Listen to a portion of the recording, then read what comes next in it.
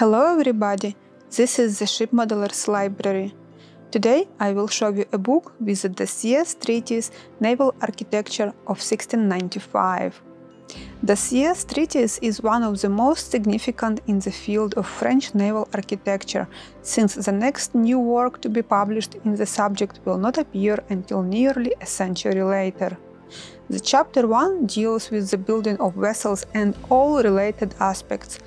After a discussion of drawing principles, naval terms and vocabulary of the timber work, he shifts his attention to the proportions of the hull, the fitting out of the hull, masting, rigging and tackle. He then presents building regulations and an inventory of a ship with a 115-foot keel. The chapter 2 is devoted to the building of galleys and longboats. He discusses terms that properly refer to the galleys. Then he describes the construction of a galley and a longboat before listing the arms and supplies that were necessary on a galley ship.